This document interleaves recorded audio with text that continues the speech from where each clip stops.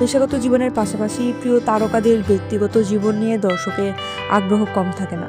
তারা কি খান, কখন ঘুমান, কখন জেগে ওঠেন, সব নিয়েই তাদের তুমুল কৌতূহল। এমনকি এক একটি কাজে তাদের পারিশ্রমিক কত, এই খবর জানতেও মুখিয়ে থাকেন ভক্তরা। ছোট পর্দার সবচেয়ে জনপ্রিয় অভিনেতা মোশাররফ করিম পারিশ্রমিক পান আকাশ ছোঁয়া। আগে 1,80,000 করে নিলেও এখন এক নাটকে নিচ্ছেন 3 লাখ করে। তবে এই অভিনেতা আজকাল নাটকের চেয়ে ওটিটি ও সিনেমা নিয়েই বেশি ব্যস্ত। ছোট পর্দার আরও এক বড় তারকা আফরান নিশুকে আজকাল নাটকে দেখা যায় না। তিনি সময় দিচ্ছেন ওটিটি মাধ্যম ও চলচ্চিত্রে। তবে যতদিন ছোট পর্দায় ছিলেন দাম নিয়েছেন মোটা অঙ্কের। সবশেষ 3 লাখ পর্যন্ত পারিশ্রমিক নিয়েছেন এই অভিনেতা। নিশোর মতোই ছোট পর্দা থেকে নিজেকে গুটিয়ে নিয়েছেন অভিনেত্রী মেহজাবিন চৌধুরী। আজকাল ওটিটি নিয়ে তার যত ব্যস্ততা, সিনেমায়ও যুক্ত হয়েছেন। তবুও জেনে রাখা ভালো, একটি নাটকের জন্য 1.5 লাখ থেকে 2 লাখ করে পারিশ্রমিক নিয়ে থাকেন এই সুন্দরী। এদিকে নাটকের আরেক বড় তারকা অপূর্ব। নিশো না থাকায় তার আরও দ্বিগুণ ব্যস্ততা বেড়ে গেছে। যদিও নাটক করছেন খুব কম, যা করছেন তা বড় বাজেটে। আর একটি নাটকের জন্য তিনি 3.5 লাখ টাকা পর্যন্ত নিয়ে থাকেন। তবে জনপ্রিয়তা ও চাহিদা থাকার পরও পারিশ্রমিক বাড়ানোর পথে হাঁটেননি অভিনেতা চঞ্চল চৌধুরী। নাটক প্রতি তিনি 1 লাখ টাকা করে নিয়ে থাকেন। যদিও আজকাল ওটিটি এবং চলচ্চিত্রেই বেশি সময় দিচ্ছেন এই অভিনেতা। তবে এখন যাদের কথা বলবো তুলনামূলকভাবে তাদের পারিশ্রমিক বেশ কম। উদাহরণস্বরূপ কেয়া পায়েলের কথা বলা যায়। একটি নাটকের জন্য 60 থেকে 70,000 টাকা পারিশ্রমিক নিয়ে থাকেন তিনি। নাটকে তানিয়া বৃষ্টিরও বেশ চাহিদা রয়েছে। ইউটিউবে ঢুকলেই তার মুখ দেখা যায়। এক নাটকে মুখ দেখাতে তিনি 50 থেকে 60,000 টাকা নিয়ে থাকেন। উঠতি অভিনেতাদের মধ্যে ছোট পর্দায় বেশ ভালো অবস্থানে আছেন আরশ খান। ইউটিউবে তার নাটকগুলো বেশ কাটতি রয়েছে।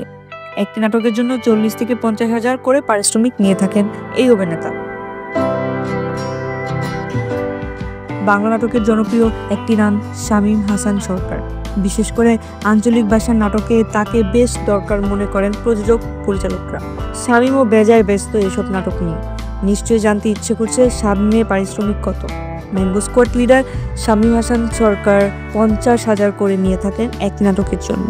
শামীমের সঙ্গে জুটি বেঁধে অসংখ্য নাটকে অভিনয় করেছেন অহনা রহমান। সহশিল্পীর মতো তারও চাহিদা কম না। মাঝখানে বেশ কিছুদিন বিরতিতে থাকলেও বর্তমানে পুরো দমে কাজ করছেন তিনি। জানা গেছে 40 থেকে 50,000 টাকা এক নাটকের জন্য পকেটে পড়ে দিতে হয় তাকে। অভিনেতা জাহের আলভী এরই মধ্যে বেশ জনপ্রিয়তা অর্জন করেছেন। একটি ভক্ত গোষ্ঠীও তৈরি হয়েছে তার। 2 দিনেই একটি নাটকে শুটিং করে দেন তিনি। বিনিময় নিয়ে থাকেন 40 থেকে 50,000 টাকা। ছোট পর্দার নিলয় আলমগীরের রয়েছে যথেষ্ট জনপ্রিয়তা। ইউটিউবে তার নাটকগুলো অল্প সময়তেই মিলিয়ন ভিউ পেয়ে থাকে। এই অভিনেতার পারিশ্রমিক কত জানেন? আগে একটি নাটকের জন্য 80,000 1 লাখ টাকা নিতেন তিনি। বর্তমানে একটি নাটকের জন্য 3 লাখ নিচ্ছেন নিলয় আলমগীর। নিলয় আলমগীরের প্রায় নাটকেই সহশিল্পী দেখা যায় জান্নাতুল হিমিকে।